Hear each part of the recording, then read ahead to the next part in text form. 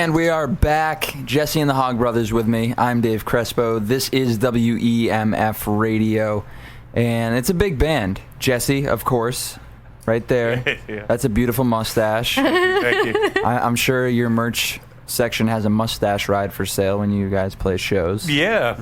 And unfortunately, they always get disappointed because it's always Buzz. He got complimented on that mustache in Harlem, New York. Yeah, I did. It was really funny. We were out in Harlem back on the 1st of July, and I was walking on the streets of Harlem, and someone says, "Hey, you got a really cute mustache." And I don't know what that meant, but I'm going to take it as a compliment. That's pretty good. That sounds like you had a potential lover. Yeah. It was a guy. Wait a minute. It was a guy. Hey, but he was cute. Zing pow. Jesse and the Hogg Brothers with me right now. And you're playing September 15th down at the Midway Cafe. You just played. How was that? Did it feel good in there? Well, it felt good in the studio. It sounded really great, and was kind of some of the stuff that we're going to be playing on the 15th. It's a pretty exciting bill. There's a lot of really different sounds. It's a very diverse bill, and we're fortunate enough to be opening up. And for our local friends here in the greater Boston area who always tell us that I can't come out and see you because you're playing at 11 or midnight or 1 o'clock. We're going on at 8:30, so for those that have the early bedtime call, we're right there, and if you want to have a few pops after work and catch the Hoggs, you can come on down and see us. And the Hoggs include Denton, he's to my left, Buzz, was that JoJo? JoJo's our drummer, and then we've got Stevie Joe. And then this is Mary. This is Lisa Marie.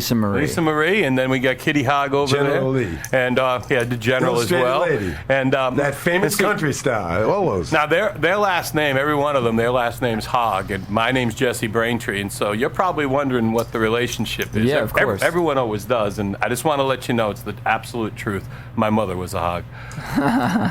So we're all related. We started the band back in the DFW area in Texas and Dallas Fort Worth. Yeah, and we used to have Neil and Kenny in the band. Uncle Kenny. And when we decided to come up here, they said they just didn't. They came up once and did a couple shows. We played the Middle East. We played the Bull Run up in Shirley, and then they just said we don't want to play up in Yankee Land. So if you guys are going there without, now it's kind of funny because they got a video up on YouTube saying that we moved up here and kicked them out of the band, which is not true. That's because we have Yankee money and they don't. Yeah. So they're starting their own thing called Neil and Kenny, and it's actually pretty good. Wait, so when you were in a band, when this band was down in Texas, it had different members? We had some different members. Okay. Who came with you? Stevie Joe and Lisa Marie were not in the band at the time, but we were probably only Buzz four. Buzz was with me. Yeah, you meant to that. it wasn't that long ago. Anyway, basically, it was me and Buzz that basically came up here. We did bring a couple others with us, but they have since left the band. Jolene, who's not really a Hogg, her real name's Gertrude Stuckey, but she married one of our cousins, and then she divorced him the next day, and they didn't even consummate the marriage. But she says, "Well, I'm a Hogg," and we just let her be one when we had her in the band. It's a good tax write-off. Yeah, she's a great fiddle player. She just I think something happened. We were at this. We were in Arkansas. She's getting old. That's what happened. Yeah. So we played St. Louis the night before that we were in Arkansas, and so we get there, and she was staying in a room at 314 when she was in St. Louis. But then we're in Arkansas the next night, and in Arkansas, this place we played, they had Shine, and I don't mean stuff for your shoes, and it was strong. Jolene says, "Oh, I can handle it," so she starts doing a few shots of Shine. Next thing you know, she's sitting in the back seat of the van that we're driving, and she keeps calling me, and I keep saying, "I'm in the front seat, Jolene," and get her to hang up the phone. She keep doing that. Then later, she gets out. We get back to the hotel. She starts looking. She's on the stairwell. there's only 2 floors in this hotel, and she said, I'm in room 314. And so that has become our running joke with us. Whenever we're on the road with Jolene, we always joke, especially when we're in a 2-floor hotel or a 1-floor hotel. Yeah, we just got you room 314. And we're thinking of writing a song about it. But I think You need Pappy to knows write what that. happened. Yeah, well, Pappy was there. she keeps telling us not to and begging us, so it's only a matter of time before we do. We just got to think of something nice and rude for her. You know. That's room 314. That's what you're saying. Yep, That's room actually 314. my birthday, 314. Ooh. So that's special to me. And it was funny, You should write the it. last time we played out in, we were in New Albany, right outside of Louisville. We were playing in Louisville that night, and we ended up staying at the Hampton Inn. And sure enough, Our room was the room was 314, 314, which was hilarious. And of course, Jolene's like, "You're just saying that," and we're like, "No, it's right on the key fob." 3rd floor, 14th room. Exactly. On the 15th, Jesse and the Hogg Brothers, Midway Cafe. It's going to be awesome. Gonna rock it. Yeah. We are going to rock it, and it's really great to be here on WEMF and helping us promote our appearance. Thank you guys for hanging out, because you got here at 2, and you didn't play until like 4, but you didn't bitch. You know, you guys were like, you're doing it. We're Well, professionals. You didn't hear us out in the park. Oh no! You see No, what happens? no, I can tell when someone has an No, actually, what attitude. happens is when we leave, and as I'm driving away, that's when the amplification on complaints will be, because it's not your fault, it's mine, right, Of guys? course. It's Jesse's Absolutely. fault, No, right? but then Jesse, you have to be like, those guys just wasted our day. But No. I'm telling you that was not true, because it sounded beautiful. No, it was great, and if anything is wasted all day, it's Buzz. I picked him up. He was drinking vodka for breakfast, no word of a lie. Hey. Sounds like Breakfast of another song. Champions. I thought Stevie Joe had something to say about Lady Di. No, Said not something today. On the way up here, what was that? Too soon. Too No, soon. it's Too too always late. Too soon. Too soon. You guys seem like your band is a party. Oh, Absolutely. without a doubt. Does, I mean, Party does the every party day. I mean- ever go? Is there ever a time that, like, similar to Jolene, that you got to like drag someone home and they kind of Yeah, I ruin have the to party? drive Steve home. yeah, one night we were playing Decatur, Illinois, and I forgot the name of the place. And so The loading zone. No, it wasn't that. That's Taylorville. We played the following night in Decatur, and in Decatur we had a whole bunch of instruments from the other bands in front of us, and Stevie got trashed that night, but not really. I mean, just a little tipsy. And so Jolene says to him, she goes, "You're having trouble standing up," and he says, "Am I playing the right notes?" And she said, "Well, yeah, you are." And then he felt pretty smug about that and keeps playing. Next thing you know, he goes flying, a trip or whatever, went into, knocked over all people's Still guitars and playing. stuff, and he played the Still entire playing. time. And that's Stevie Joe. Yeah, a but guy. he's playing the wrong song. No, it actually was the right song. It was hilarious. You guys know. are like real life Blues Brothers. Yeah, well, we got plenty of great We don't have stories. the car, though. We need the car. And we still get together with other band members. The patriarch for the Hogg family's not here, Pappy Hogg. He'll be in next week, and hopefully he'll be joining us on the 15th. But we don't know, because normally we pick up on, when we're in the Midwest, we pick up with Pappy, and then we still play when we go down to Texas or Arkansas. We'll still play with Kenny and Neil. So it's a pretty broad family, Traders. and depending on what state you catch us in, we might have different personnel, but it's the same thing. We're playing cowpunk and living the life, and it's nice to be referred to as the first family of Texas cowpunk. Now, why do you go with punk? Punk is a very general term these days. A lot of bands say that they're punk. What makes you punk? It's not. Well, punk, we're it's really cowpunk. not. We're Trust me, Jesse is a really country music, to be honest with you. But so many clubs, when you go to the booking agent, one of the things Well, I've don't noticed tell them. Then they're gonna hear on a this, lot of and then they're gonna. on a lot of No, this pages is on a lot of real. pages you see in big print. Like we played a place in Las Vegas. In fact, we're playing there again. The And- Double Down. The Double Down. And if you go to their booking page in big capital letters, no country bands. So when I contacted them, they said, "What kind of music you play?" I said, "We play cowpunk," and we got the gig. Yeah. And It's kind of like when you go to a funeral, you can't just show up when you're like Birkenstocks, and you gotta look good.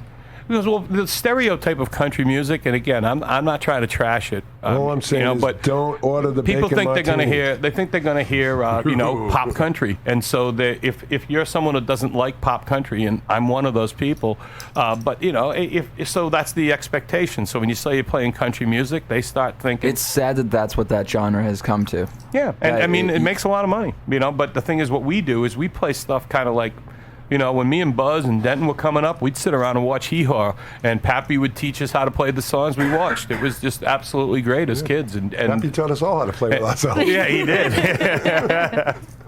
He did. This is WEMF Radio. I am Dave Crespo, hanging out with Jesse, who's got a beautiful mustache, and the Hogg Brothers. Jesse and the Hogg Brothers. They're going to be down at the Midway Cafe on the 15th of this month, it being September.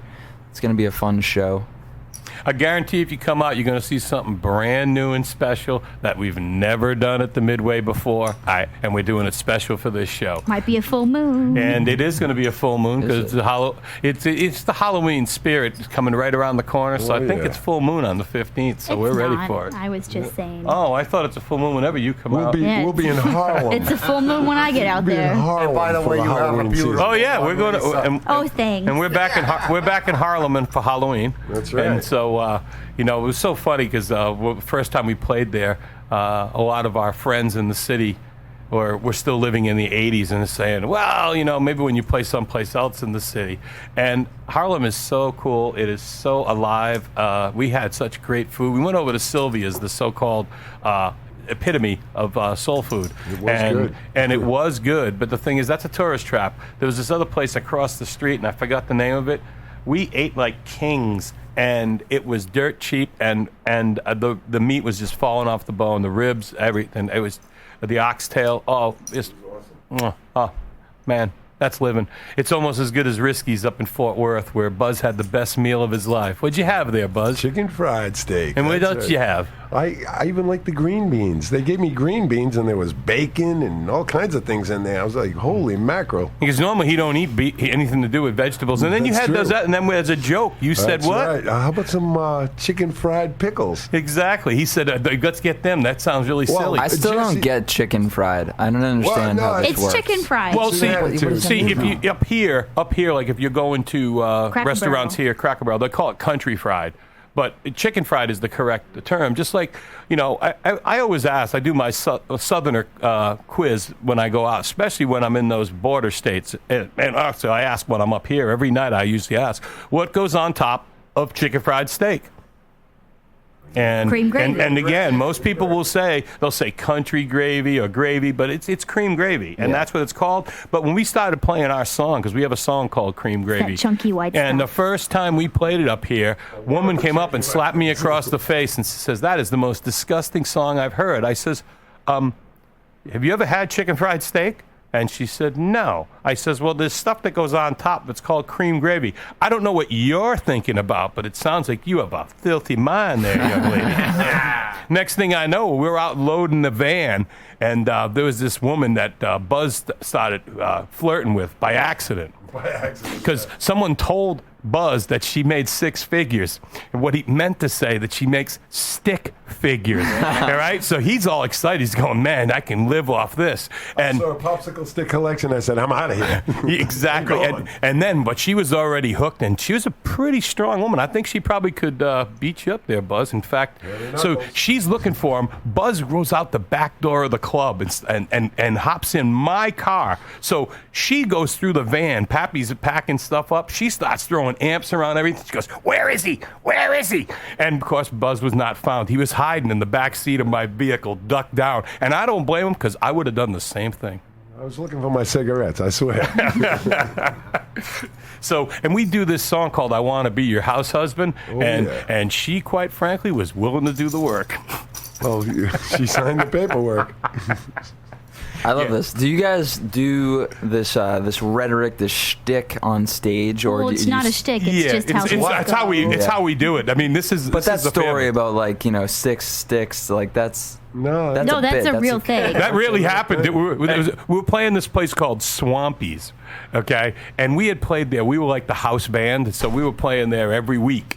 And literally, she was coming all the time. And the first person she hit on was me. She came up to me and she goes, "My last boyfriend was a singer." I said, "He was a sewing machine?" And she just didn't like that and kind of turned her off. And I'm so glad, because I didn't know she was the clingy type. Next thing you know, Buzz heard that she made 6 figures, but he just heard it wrong because he can't hear that good.